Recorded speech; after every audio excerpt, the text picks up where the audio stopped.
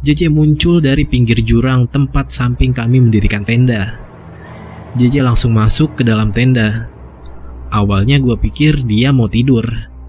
Terus gue samperin dia ke tenda buat nanyain keadaannya. Tapi sontak gue kaget.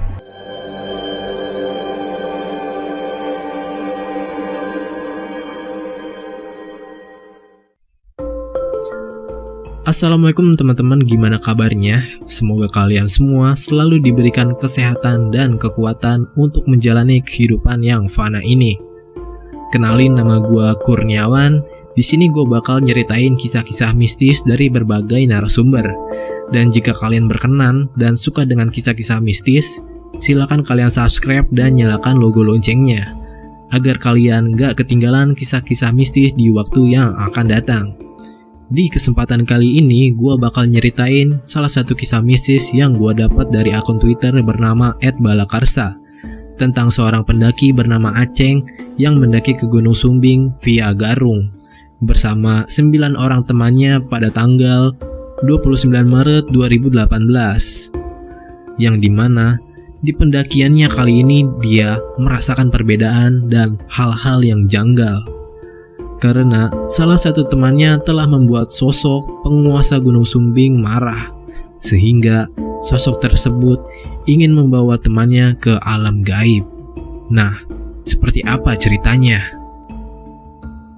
Tapi buat kalian yang penasaran dan ingin membaca sendiri ceritanya secara langsung, silahkan kalian kunjungi akun Twitternya di link yang ada di deskripsi.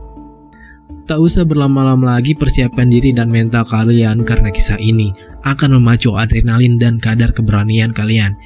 Ini dia, selamat merinding.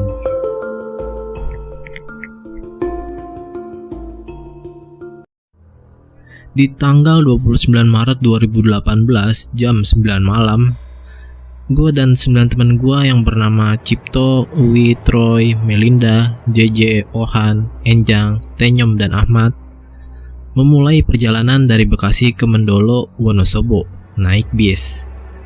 Rencananya gue dan yang lain mau mendaki ke Gunung Sumbing via Garung. Nah, di dalam bis ternyata ada 3 orang pendaki juga. Mereka bernama Danu, Heru, dan Eko. Bedanya, mereka mau mendaki ke Gunung Sindoro. Kami pun ngobrol di sepanjang perjalanan. Tapi anehnya, saat akan masuk ke wilayah Wonosobo, bis yang kami naiki mogok. Gue tengok jam, ternyata udah jam 1 malam. Dan gue lihat ke sekitaran, keadaan sangat dingin dan sepi. Dan seketika, gue ngerasain firasat yang gak enak. Tapi gue coba buat positive thinking. Mungkin ini karena suasananya.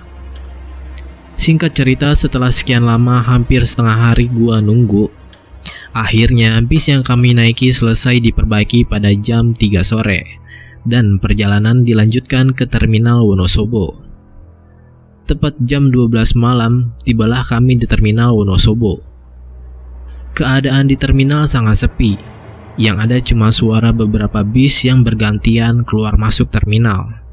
Dan di situ gua ngerasain udara yang dingin banget sampai kayak nusuk ke dalam kulit. Sambil nunggu travel yang kami pesen datang, gua ngajak yang lain dan 3 orang pendaki yang ada di bis tadi buat ngopi dulu di warung yang ada di samping terminal.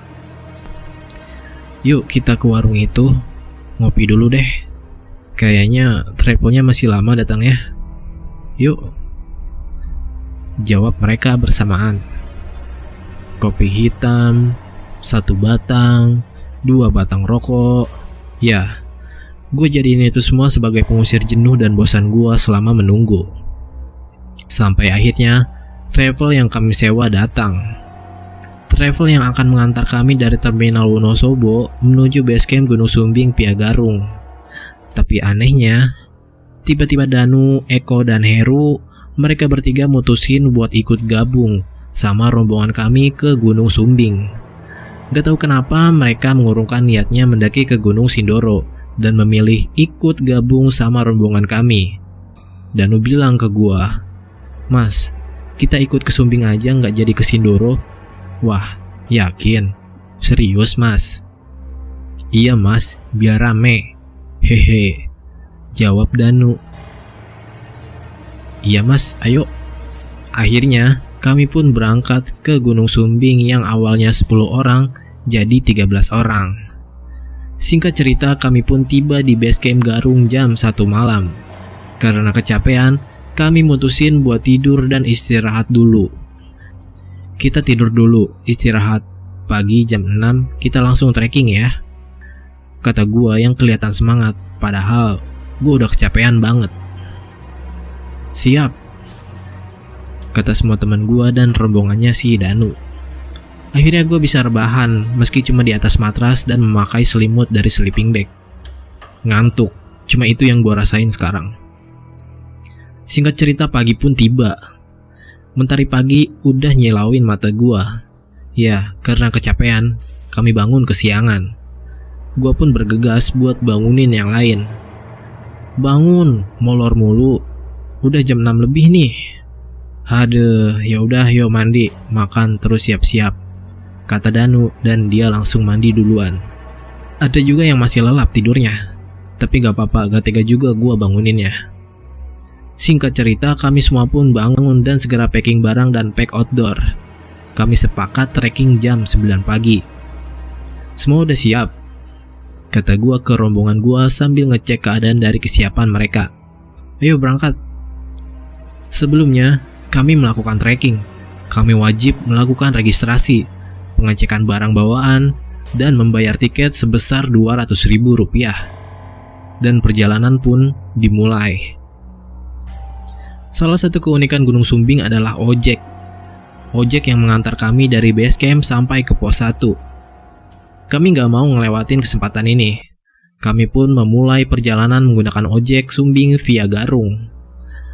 Tapi tim kami pecah menjadi 2 bagian. Sebagian naik ojek dan sebagian lagi jalan kaki. Mereka adalah Troy, Ohan, Tenyom, dan Melinda.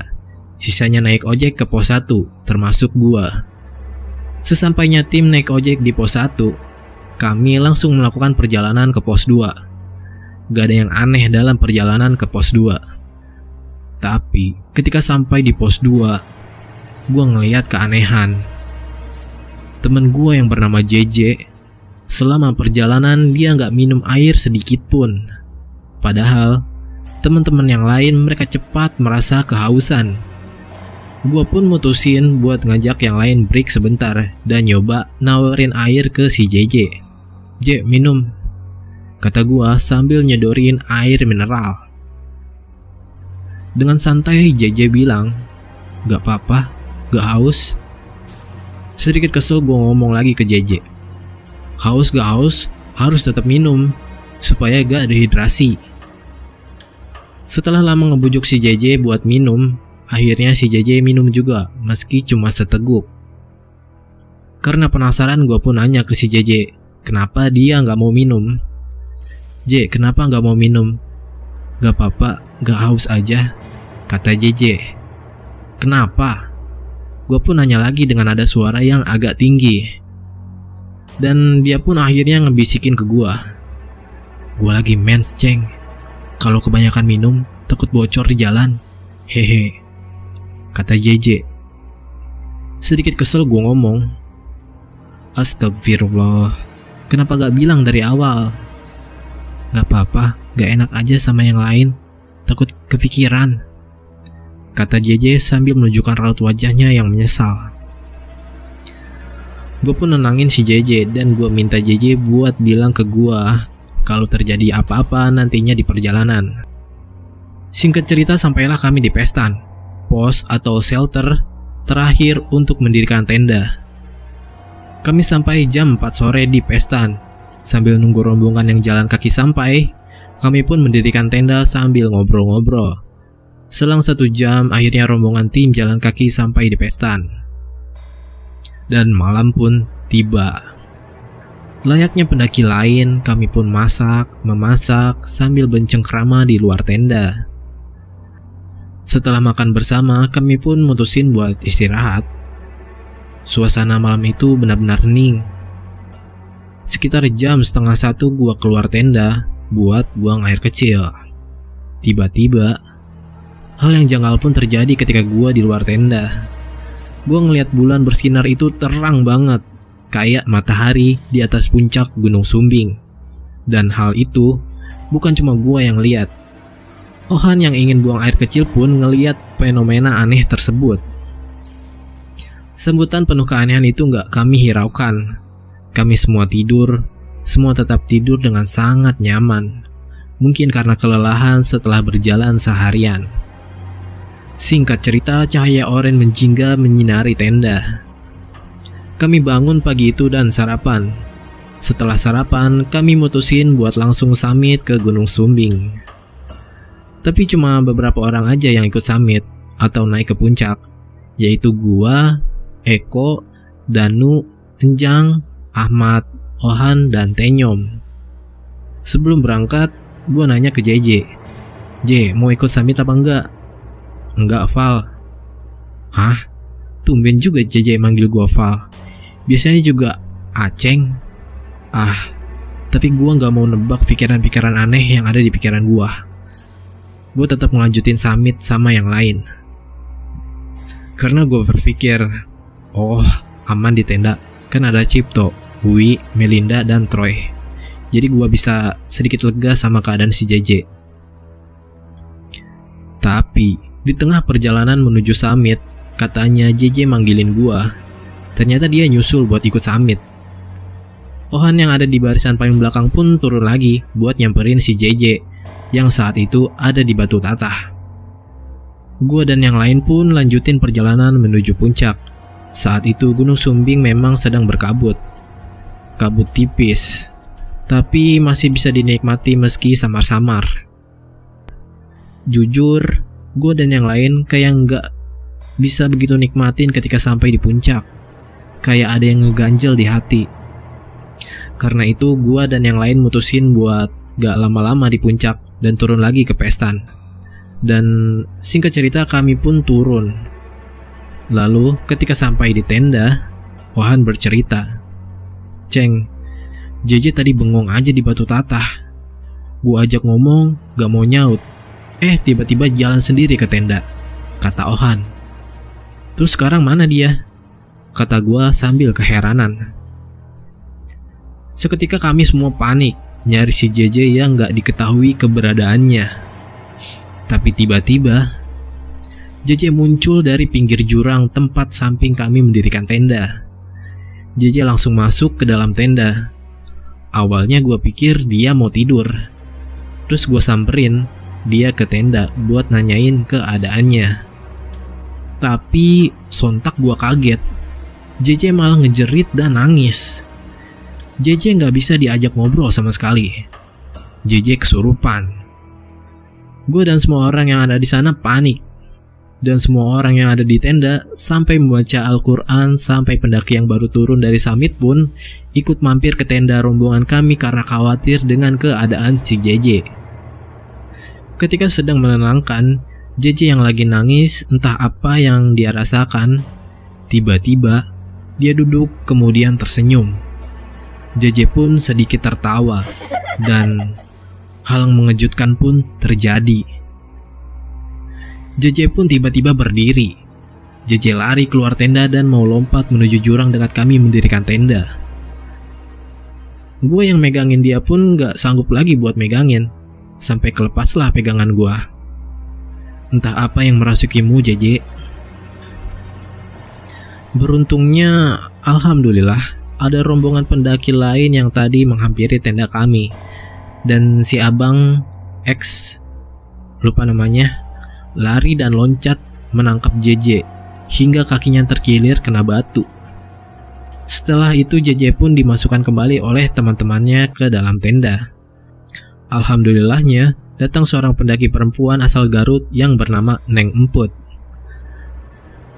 Entah apa yang dia baca, entah apa yang dia lakukan, mereka bertiga di dalam tenda bersama Melinda pun akhirnya bisa menyadarkan JJ. Waktu itu menunjukkan jam 3 sore dan kami bergegas. Kami packing dengan buru-buru berharap cepat turun ke base camp. Namun keadaan JJ melemah hingga kami memutuskan untuk memanggil tim SAR atau Ranger Gunung Sumbing. Enjang bersedia turun sendiri. Dia pun lari ke base camp untuk menyampaikan informasi tersebut. Selang 2 jam kami menunggu, akhirnya tim SAR pun datang dan kami dituntun turun oleh abang-abang tim SAR tersebut sampai base camp. Akhirnya kami disuruh menginap di rumah warga dekat base camp tersebut. Dan keesokan harinya gue nanya ke JJ, "J, lu kenapa? Apa yang lu rasain?" kata gue. JJ diam lama. Gue pun ngebujuk dia buat cerita. Akhirnya dia pun bercerita dengan nada pelan. "Jadi pas gue naik nyusulin lu ke atas, gue ngeliat di seberang jurang ada ratu yang manggilin dan tangannya ngelambai-lambai supaya gue ikut sama mereka. Gue tahu gue sadar pikiran gue mau ngikutin dia, tapi alhamdulillahnya badan gue menolak hal tersebut. Dan setelah itu gue gak sadar. Sadar-sadar pas digendong sama tim SAR," kata JJ masih dalam kebingungannya. Dan kami pun hanya mengambil hikmahnya bahwa jika dalam keadaan mens atau datang bulan, alangkah baiknya tidak mendaki gunung karena dikhawatirkan terjadi hal yang tidak diinginkan. Terlepas dari itu, wanita haid adalah sasaran empuk bagi jin dan demit. Maka sebaiknya jangan ke tempat yang terdapat jin kuat, salah satunya gunung. Alhamdulillah sesampainya di rumah masing-masing, semuanya selamat dan sehat.